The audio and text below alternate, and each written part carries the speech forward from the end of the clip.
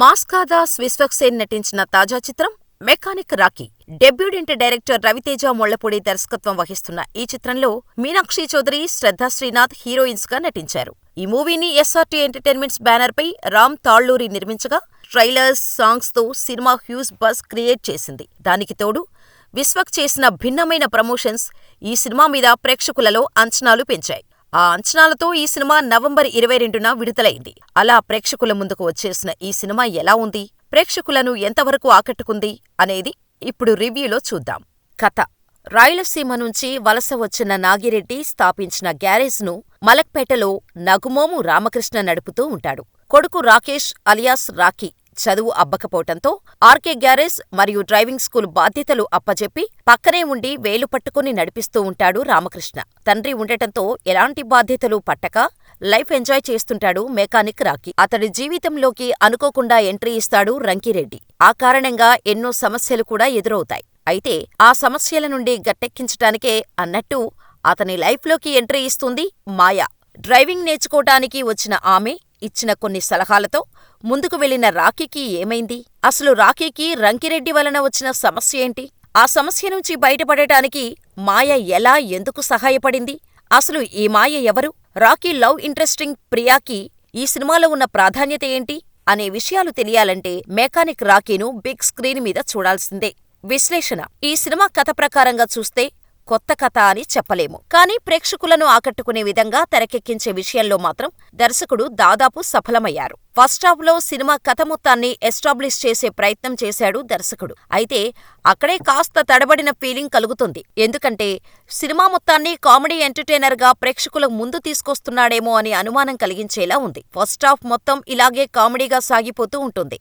తర్వాత second half మొదలైన తర్వాత ప్రేక్షకులు ఊహించని విధంగా వచ్చే ట్విస్టులు ఆకట్టుకుంటాయి. అయితే రెగ్యులర్ సినిమా లవర్స్ మాత్రం ఈజీగా గుర్తుపట్టేలా ఈ ట్విస్టులు ఉండటం కొంత మైనస్ అయ్యే అంశం. నిజానికి దర్శకుడు రవితేజ ముళ్లపూడి ఎంచుకున్న కథలు మంచి డెప్త్ ఉండటమే కాదు, జనానికి కనెక్ట్ అయ్యే మంచి పాయింట్ ఉంది. ఈ క్రమంలో కథలో కామెడీని ఇరికించకుండా మంచి థ్రిల్లర్లా తెరకెక్కించి ఉంటే మరో రేంజ్లో ఉండేదేమో. నిజానికి ఈ సినిమా కథ ప్రేక్షకులను ఎంగేజ్ చేయటానికి మంచి స్కోప్ ఉన్న కథ. ఫస్ట్ హాఫ్ కథను ఎస్టాబ్లిష్ చేయటానికి వదిలేసినా సెకండ్ హాఫ్ మాత్రం బాగుంది. ఇన్సూరెన్స్ ఫ్రాడ్స్, ఆన్లైన్ సైబర్ మోసాలు వంటి అంశాలను చర్చిస్తూనే ప్రేక్షకులను ఒక పక్క ఎంటర్టైన్ చేసే ప్రయత్నం చేస్తూ మరోపక్క ఆలోచింపచేసే విధంగా ప్రేక్షకుల ముందుకు తీసుకురావడం అభినందనీయం. ఇక నటీనటుల విషయానికి వచ్చేసరికి విశ్వక్సేన్కి ఈ తరహా పాత్రలు అలవాటే. ఈ సినిమాలో కూడా రాకీ పాత్రను చాలా ఈజ్తో చేసేశాడు. నటన విషయంలో కష్టపడినట్టు కనిపించలేదు. కామెడీ సీన్స్ తో పాటు రొమాన్స్ విషయంలో కూడా ఆకట్టుకున్నాడు.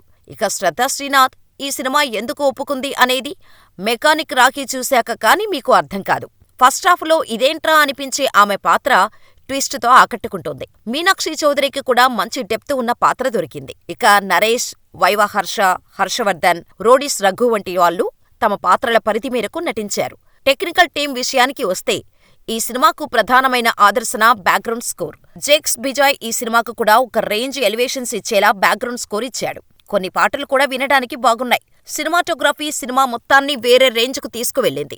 ఎడిటింగ్ విషయంలో ఇంకొంచెం కేర్ తీసుకుంటే బాగుండేది. డైలాగ్స్ విషయంలో కూడా పెద్దగా బుర్రకు పదును పెట్టే అవకాశం లేకుండా ప్రేక్షకులను ఎంగేజ్ చేసేలా రాసుకున్నారు. ఇక రవితేజ కూడా ఫస్ట్ టైం డైరెక్షన్ అని ఎక్కడా అనుమానం వచ్చే విధంగా చేయలేదు. అయితే ఫస్ట్ హాఫ్ విషయంలో ఇంకాస్త జాగ్రత్త తీసుకుని ఉంటే సినిమా ఖచ్చితంగా వేరే స్థాయిలో ఉండేది అనడంలో ఎలాంటి సందేహం లేదు. నిర్మాణ విలువలు అత్యద్భుతంగా ఉన్నాయి. ఫైనల్లీ మెకానిక్ రాకీ ఒక పైసా వసూలు ఎంటర్టైనర్. కానీ కండిషన్స్ అప్లై.